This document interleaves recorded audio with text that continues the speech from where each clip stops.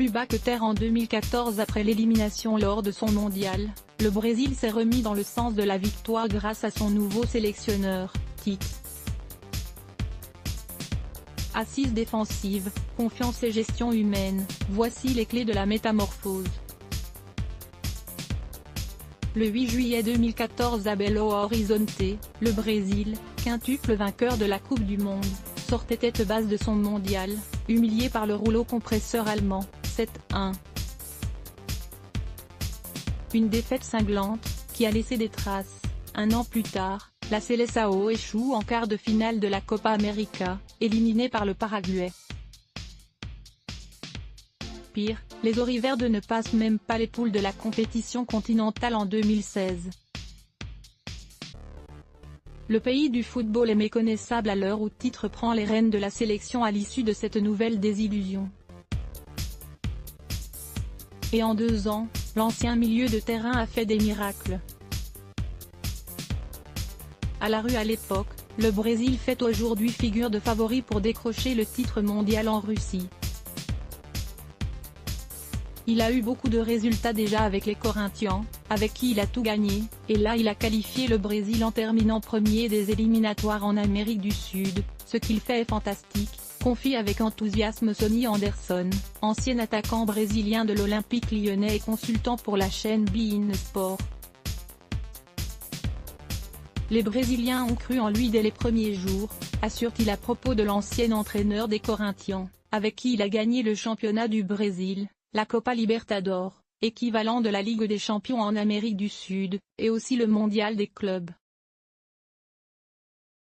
Revenir au style de 1994. Si son profil fait l'unanimité, c'est parce que le natif de Caxias do Sul a su gommer les failles de la Seleção, tout en revenant à ce qui a fait le succès du Brésil par le passé. Il a voulu refaire une équipe sur le style d'avant. L'équipe actuelle ressemble beaucoup à celle de 1994, 2 milieux défensifs pour récupérer le ballon et 2 latéraux très offensifs qui montent énormément, pour que les attaquants jouent plus librement, poursuit Sonny Anderson. Il a aussi appelé des joueurs qu'il connaît comme Paulinho ou Renato Augusto, qui ne sont pas là forcément pour leur créativité mais parce qu'ils sont besogneux et qu'ils font un gros travail défensif.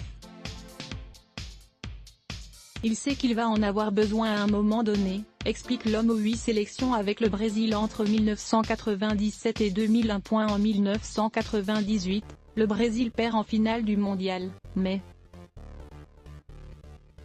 il le gagne en 2002. Sonny Anderson, l'entraîneur de 57 ans, a ciblé les forces de sa sélection. Les talents offensifs sont nombreux, et une défense solide leur permet de s'exprimer à souhait. Un calcul logique au regard des joueurs disponibles devant, avec Neymar en figure de proue. En 1994, il y avait déjà plein de grands joueurs qui pouvaient marquer à tout moment. Là, Neymar est ce type de joueur, mais les autres, ça ne les empêche pas d'être décisifs aussi. On n'attend pas que Neymar cette année, on a aussi Coutinho, Willian, Paulinho, Gabriel Jesus ou encore Firmino.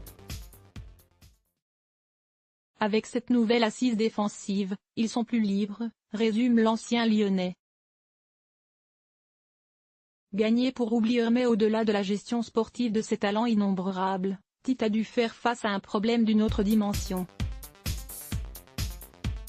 L'humiliation du 8 juillet 2014 fut un véritable traumatisme et a laissé des traces psychologiques chez certains joueurs, passés complètement à travers de leur rencontre, à l'image du capitaine Thiago Silva.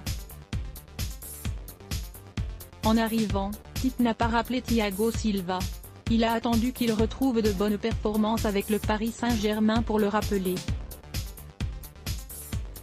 Aujourd'hui il est bien, il a oublié l'épisode 2014. Assure Anderson, pour qui les déconvenues brésiliennes entre 2014 et 2016 ont vite été oubliées. À lire aussi, Coupe du Monde 2018, le calendrier complet au Brésil. Quand on est en sélection, on ne parle pas des échecs, on passe tout de suite à autre chose, on ne revient pas en arrière et on ne parle pas du 7-1 contre l'Allemagne. Il n'a pas forcément eu de gros travail psychologique à faire, il fallait seulement penser match après match et la confiance est revenue, en se faisant plaisir ensemble, explique-t-il.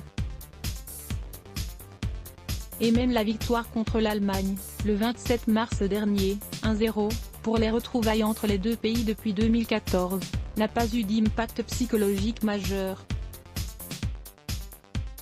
Quand vous enchaînez les victoires, tout est oublié. En 1998, le Brésil perd en finale du mondial, mais il le gagne en 2002. Donc quand une équipe gagne des matchs comme c'est le cas en ce moment, tout s'arrange, estime Anderson. À lire aussi, Coupe du Monde 2018, la composition des 8 groupes. La dynamique de la sélection semble en tout cas confirmer ses dires. Depuis la prise de fonction de Tite en juin 2016, le Brésil a disputé 20 rencontres, pour 16 victoires, 3 nuls et une défaite, contre l'Argentine en juin 2017, mais surtout 44 buts inscrits, et seulement 5 encaissés. Pas de doute, le Brésil est de retour au sommet de la hiérarchie mondiale, avec une équipe créative et équilibrée. Suffisant pour revenir sur le trône? Réponse le 15 juillet prochain.